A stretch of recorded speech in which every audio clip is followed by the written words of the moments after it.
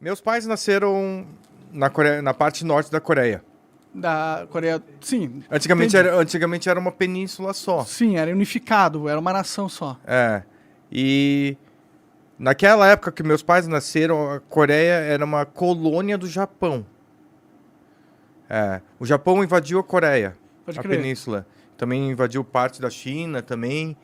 E naquela época, os meus avós tinham que falar japonês, meus avós tinham que ter nomes japoneses, não poderiam tentar assimilar culturas coreanas e... Meu, como que não pode assimilar a cultura coreana se você tá na Coreia do Sul? Então, tipo, Não, na Coreia. Coreia, na Coreia, Na desculpa, Coreia. desculpa. Na Coreia unificada. É. Como que você não pode ter tipo, você inventasse uma música coreana, tu era morto? O que acontecia? Ah, você era oprimido, ou você ia preso, ou você virava escravo. Até que no Japão, a maior colônia de coreanos fora da Coreia é no Japão. Porque o Japão levou muita gente para ser escravo. Até que em 2005 eu namorei uma mina que ela... Isso antes de eu ser casado, né? É. Em 2005, os avós dela foram pro Japão e eram escravos lá. Entendi. É, No Japão. no Japão. Entendi. Então tinha escravos no Japão pra caramba, imagino. É. É, caralho, a gente... Tem a história do mundo é sempre trágica, né? É. é sempre... E isso foi em 1900 e alguma coisinha, não Sério? é? 1900? É. Caralho! Tinha escravo no Japão até recentemente, né? É porque ela era avó da mina, Aham.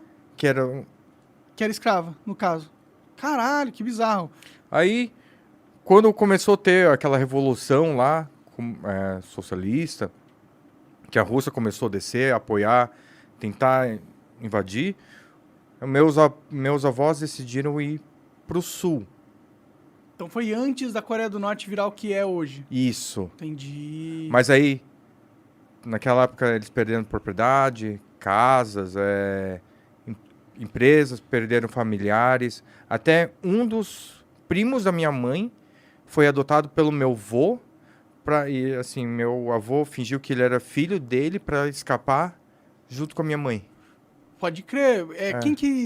Quem que tava impedindo das pessoas cruzarem a fronteira na época? Era o exército norte-coreano, no caso? Já tinha se formado um estado separado? Naquela época ainda não, mas assim, já tinha aquela tensão. Era aquela época assim, vai ter besteira e a gente tem que começar a fugir.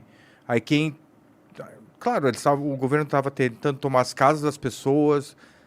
Se você fosse contra, se você falasse mal, você ia lá conversar com uma pessoa que você não ia voltar mais. Entendi. É. É sinistro, né? É. Aparecendo o Brasil com o STF hoje em dia. Não vamos falar mal dele, por favor. Eu não quero... Sua família já sofreu muito com eu autoritários. não quero ter meu telefone fiscalizado. É foda. Você também não pode ter seu telefone confiscado. Não tem muita coisa lá. Eu sou... Sei lá, vai ver uns pornô meio esquisito que eu vejo de, sei lá... Meu Deus, duas velhas transando com um anão, tá ligado? Menos. Mas assim... Foi bem triste. Meus pais tiveram que sair... Meus avós saíram com meus pais. Largaram tudo. Saíram andando. Literalmente andando. Quer dizer, a família da minha mãe à parte, porque a família do meu pai à parte. Que meus pais eram novos. Uhum. Saíram andando, caminhando. E começaram a vida. No outro lado, quer dizer, no lado sul. Sim, no sul tava tranquilo. Não tranquilo, porque o país já estava todo destruído. Era aquela coisa... Igual no filme Titanic, quando o navio tá afundando, tá todo mundo lá na ponta do navio. Tentando sobreviver pra não se afogar na água gelada. E aí Aí causa uma confusão tremenda na ponta. Que imagino que era a Coreia do Sul naquela época.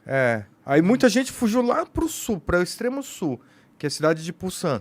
Meu pai foi pra lá, minha mãe não tinha condições, a família da minha mãe não tinha condições, eles ficaram um pouquinho abaixo de Seul, que é agora a capital da Coreia do Sul.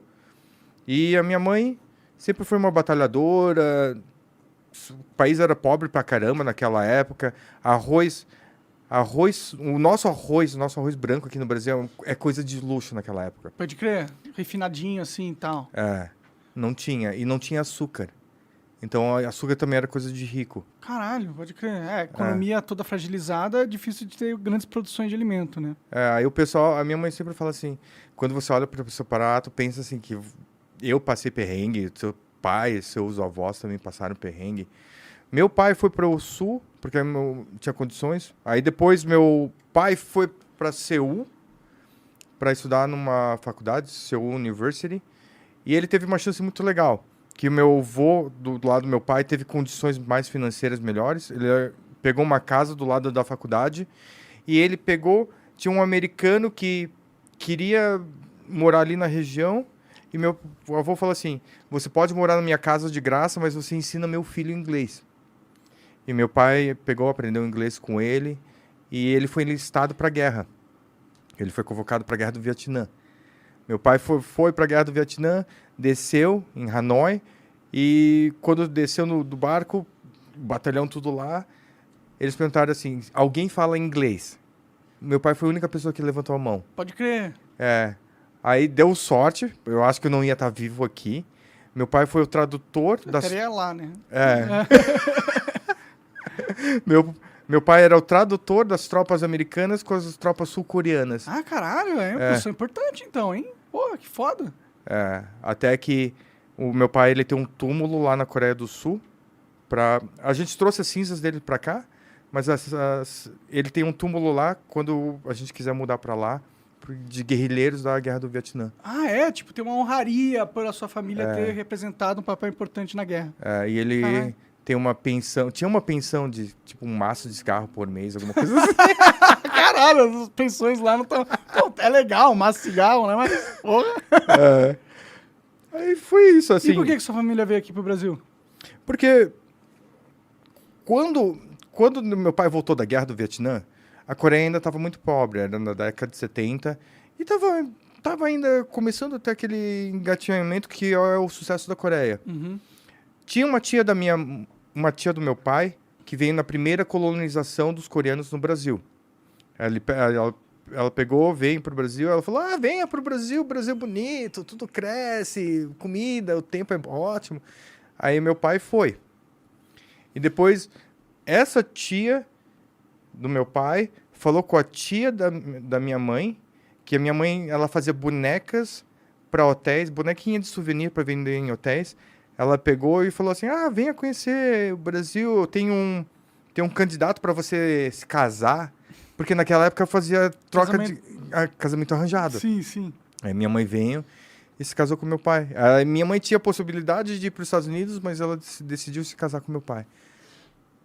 Por foto. Bom, antigamente era uma loucura como as pessoas se juntavam, velho, na moral. Imagina assim, oi, eu sou Samuca, sou de São Paulo, quer casar comigo e eu mando uma foto. Era... Caralho, mas devia ser... ela queria muito sair de lá, né? Ela queria sair muito de lá. Porque ela não conhecia seu pai, né? Tipo, não. Eles podem até ter se apaixonado depois que se conheceram e tal, mas depois rolando esse tipo de... Parece uma negociação, né? Assim, é meio louco, né? Mas eu entendo que, porra, isso aí foi regra dentro da história, na maioria dos relacionamentos, na maioria das culturas, inclusive. Eram poucas as pessoas que casavam por amor mesmo, por quem encontrou e não sei o quê. Eu tenho um casal de amigos que é casado porque se encontrou no Tinder. Tudo bem, né? Que você se encontra no Tinder, mas você não se encontra e fala, vamos casar, tá ligado? Vai pra um outro país, tá? Tipo, foi corajoso e também meio louco como dá certo, né? Tipo, as pessoas têm um bom relacionamento, conseguem ter filhos, uma família estruturada, se conhecendo assim. Às vezes fica até parando pra pensar o que é realmente o amor. O amor é uma convivência, é um trabalho rotineiro e diário que você emprega a outra pessoa? Ou é aquele sentimento ilusório de existe a pessoa mágica e você olha pra ela, ela olha pra você e do nada Deus fala pra você que é a paixão da sua vida e essa pessoa é a única pessoa que vai dar certo? E eu tô casado há 13 anos. Pode crer. 14 anos junto com minha esposa. Eu penso assim, o amor é aquele amor que... eu te aguento e você me aguenta. Claro, vai rolar o romance, mas... assim... sim, mas dá pra rolar romance com qualquer pessoa que você se sente atraída, né? No meu caso, outra pessoa do sexo oposto, mas... Você consegue Aí você consegue amar até uma pessoa do mesmo sexo. Sim, claro. Como amigo, como parceiro. E se você for gay... Liberdade. Liberdade. Aí eles que se casaram. Foi tão engraçado que na época que eles casaram não tinha Booking.com, não tinha iPhone, nada dessas coisas. Eles saíram de São Paulo, foram para Campos do Jordão, chegaram em Campos do Jordão, tava tudo lotado os hotéis. Campos do Jordão é turismo máximo lá, né? Não sei se era na época. Era na época. Aí eles pegaram e desceram lá pra Santos, pra Praia Grande, e aí fizeram lua de mel lá. Minha mãe e meu pai moraram ali no... Não é Cambuci, no Glicério, ali no centro. Pode crer. Sabe, ali perto da igreja... Mais ou menos. Perto da igreja universal. Aquela área ali. Minha mãe sempre falou que aquela área sempre foi uma porcaria. Eu não conheço muito, pra ser sincero. Eu morei no Cambuci um tempinho. O Cambuci... Não, mas o primeiro Flow em São Paulo era no Cambuci. Que era o Cambuci. Era do lado do Cambuci, vai. Porra. Aí eles não gostavam de cidade grande. Aí meu pai e minha mãe trabalhando, sempre descendo a rua, representante, costurando roupa, papapá. Foram para Curitiba. Ficou muito frio. Lá é frio mesmo, às vezes. Frio pra caramba. Eu já peguei -2 lá, é frio pra cacete. Aí depois eles decidiram, meu pai ele era representante de peruca, porque naquela época usava peruca. Pode crer, hoje em dia a gente põe cabelo transplante. Que é uma evolução, né? Aí ele pegou, achou Itajaí e ele curtiu. Aí ele pensou assim, pô, lembra a cidade de Pulsan. O tempo, o clima, e decidiu ficar lá. Pode crer. E de lá, eu e minha irmã nascemos lá. Uma vida... Fomos os primeiros descendentes de coreanos a nascer lá na região. Sério? Caralho. É que não tem muito. Entendi. Quantos anos você tem? 41. 41? Você parece parece jovem, parece jovem. Você parece jovem. Mas era tão engraçado, porque eu era o único oriental da escola. Eu e minhas duas irmãs. Então todo mundo sempre olhava pra gente diferente. Você come esse palitinho toda hora. Entendi. Sempre tem, né? Você acaba de assistir um corte do Monarch Talks. Agradeço demais, mas se você quiser ver o vídeo na íntegra e acompanhar ao vivo todas as transmissões, você tem que ir lá no rumble.com/monarch para não perder nada. Segue a gente lá.